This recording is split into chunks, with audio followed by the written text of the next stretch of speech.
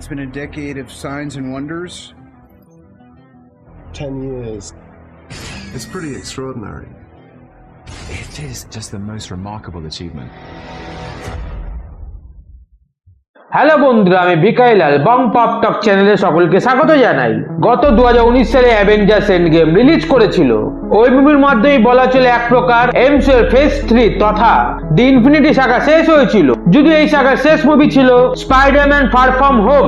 তারপর Marvel studios ঘোষণা করে এমসিইউ তে ফেজ 4, 5 ও 6 ও আসবে, যা নিয়ে তৈরি হবে দ্য মাল্টিভার্স সাগা, যাতে থাকবে নতুন অসংখ্য মুভি ও তার সাথে অসংখ্য নতুন সিরিজ যেগুলো ডিজনি প্লাসে আসবে। তবে ফেজ 4 শুরু হতেই এমসিইউ এর পপুলারিটিতে একটি ডাউনফল দেখা যায়। তাদের অনেক প্রজেক্ট দর্শক মহলে সাড়া ফেলতে ব্যর্থ হয়। তাই এই ভিডিওতে আমি পয়েন্ট ধরে ধরে আলোচনা করব কেন হচ্ছে এমসিইউ এর এই ডাউনফল এবং খোঁজার চেষ্টা করব কিভাবে তা রোখা যায়। ভিডিওটিতে এমসিইউ সংক্রান্ত কিছু স্পয়লার থাকতে চলেছে, তাই যারা স্পয়লার চাও না তাদের জন্য রইল স্পয়লার ওয়ার্নিং। এমসিইউ এর এই ডাউনফলের প্রথম কারণ হলো নতুন হিরো ঠিক মতো ডেভেলপ না করা। যে সময় অ্যাভেঞ্জার্স এন্ড গেম রিলিজ করেছিল সে সময় এমসিইউ এর প্রায় 11 বছর পূরণ হয়ে গিয়েছিল। অনেক অভিনেতা ও অভিনেত্রী যারা এমসিইউ এর বিভিন্ন সুপারহিরো চরিত্রে প্রায় ততদিনে 9 থেকে 10 বছর কাজ করে ফেলেছিল। ফলে এই দীর্ঘ প্রায় 1 দশকে তাদের অনেকেরই অনেক বয়স হয়ে গিয়েছিল।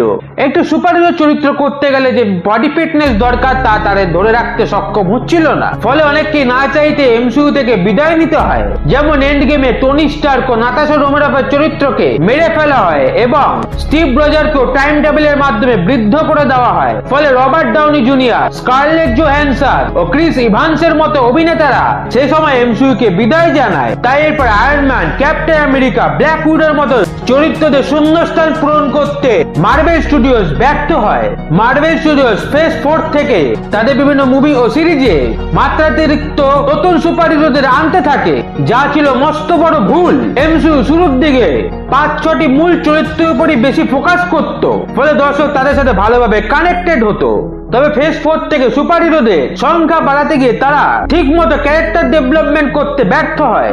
সংচি ও মুন নাইটের মতো চরিত্ররা প্রমিসেস দেখালো তাদের নিয়ে ঠিক মতো ফিউচার প্রজেক্ট ডেভেলপ করা হয় না, যার প্রভাব এমসিইউ এর ডাউনফলে পড়ে। এমসিইউ এর ডাউনফলের দ্বিতীয় কারণ হলো অতিরিক্ত কন্টেন্ট। এমসিইউ দি ইনফিনিটি সাগার সময় বছরে খুব বেশি হলে 3টি মুভি আনতো, যা শেষের দিকে গিয়ে বেড়ে 4টি হয়েছিল। 2008 থেকে 2019 এই 11 বছরের মধ্যে এমসিইউ এর মোট 23টি মুভি এসেছিল এবং কন্টিনিউশনের কারণে আপাতত এবিসির Agent of Shield, Agent Carter ও ইনহিউম্যানস এর মতো সিরিজগুলি বাদ দিলে মোট 6টি সিরিজ এসেছিল, যার প্রত্যেকটিতে 2 থেকে 3টে সিজন ছিল। কিন্তু 2021 থেকে জানুয়ারি 2024 শুধুমাত্র এই 3 বছরে মুভি ও সিরিজ মিলিয়ে মোট 20খানা এমসিইউ প্রজেক্ট রিলিজ হয়েছে, যার মধ্যে হোয়াট ইফ ও লোকি 2টি করে সিজন এসেছে। এত কন্টেন্টের ফলে ক্যাজুয়াল দর্শক এমসিইউ কে ফলো করার ইন্টারেস্ট হারাচ্ছে এবং এখানে কোয়ান্টিটি বাড়াতে গিয়ে কোয়ালিটিও খারাপ হয়েছে, যার ফলে এমসিইউ দর্শক লুজ করছে। এমসিইউ এর ডাউনফলের তৃতীয় কারণ হলো কম্পিটিশন বৃদ্ধি। 2008-এ আয়রন ম্যান দিয়ে যখন এমসিইউ যাত্রা শুরু করেছিল তখন মানুষের দেখার জন্য কন্টেন্ট এত বেশি ছিল না, তখন ছিল না ওটিটি প্ল্যাটফর্মের এত রমরমা। কিন্তু এখন ওটিটি প্ল্যাটফর্মের রমরমা বেড়েছে। দেশ বিদেশে অসংখ্য ওটিটি প্ল্যাটফর্মের মাধ্যমে বিভিন্ন দেশের মুভি ও সিরিজ অনায়াসে এখন মানুষের মোবাইলে পৌঁছে যাচ্ছে। তাছাড়া পৃথিবী জুড়ে ইন্টারনেট পরিষেবা বৃদ্ধি পেয়েছে, তাই তার মাধ্যমে মানুষের হাতে এসেছে কন্টেন্টের অগণিত অপশন। তাই সব মানুষের নজর কাটতে দরকার ভালো কন্টেন্ট। কিন্তু মার্ভেল স্টুডিও মুভি ও সিরিজে কোয়ান্টিটি বাড়াতে গিয়ে কোয়ালিটিকে অবহেলা করেছে। থর, লাভ এন্ড থান্ডার বা শিয়ালকের মতো অসংখ্য এমসিইউ প্রজেক্ট দর্শক মহলের নেগেটিভ রিভিউ পেয়েছে, যার ফলে অনেক ক্যাজুয়াল দর্শক এমসিইউ এর কন্টেন্ট ছিল অন্যান্য কন্টেন্ট দেখা বেশি প্রেফার করছে, যার ফল এমসিইউ ভুগছে। এমসিইউ এর ডাউনফলের চতুর্থ কারণ হলো ফেমিনিস্ট পলিটিক্যাল এজেন্ডাকে প্রাধান্য দেওয়া। এটি বোধহয় কন্ট্রোভার্সিয়াল একটি পয়েন্ট হতে চলেছে।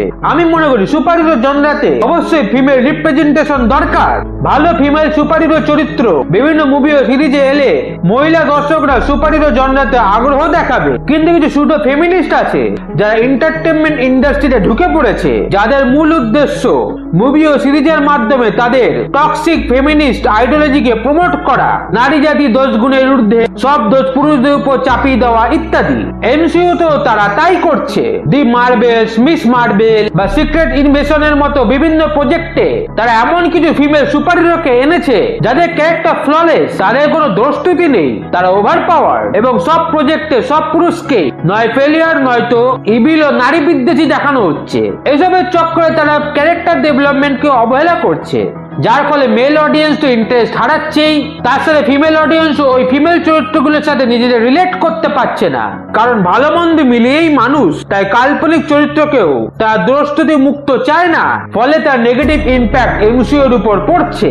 তাহলে কি এমসিইউ এই কয়েক বছরে শুধু খারাপ প্রজেক্টই বার করেছে? তা একদমই নয়। Spiderman No Way Home, Shang-Chi and the Legend of the Ten Rings, Guardians of the Galaxy Volume 3 এর মতো কিছু মুভি এবং ওয়ান্ডাভিশন, লোকি, মুন নাইটের মতো কিছু সিরিজ দর্শক মহলে প্রশংসাও কুড়িয়েছে। তাই মার্ভেল স্টুডিওসের এখন উচিত কোয়ান্টিটি কমিয়ে কোয়ালিটিতে নজর দেওয়া, এবং তারা সেই কাজে মনোনিবেশও করেছে।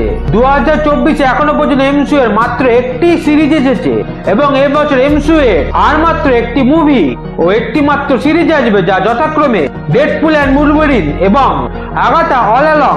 ডেডপুল অ্যান্ড উলভারিনের বিভিন্ন টিজার ও ট্রেলার দেখে মুভিটিকে বেশ প্রমিসিং মনে হচ্ছে। তাছাড়া মার্ভেল স্টুডিওসের কর্মকর্তারা বলেছে তারা ভবিষ্যতে প্রজেক্টের সংখ্যা কমিয়ে তারা কোয়ালিটি ও ক্যারেক্টার ডেভেলপমেন্টে বেশি ফোকাস করবে। যদি তারা তা করতে পারে তাহলে আমার বিশ্বাস এমসিইউ আবার কামব্যাক করবে। ভিডিওটি এখানেই শেষ হলো। ভিডিওটি ভালো লেগে থাকলে চ্যানেলটিকে সাবস্ক্রাইব করার অনুরোধ রইল।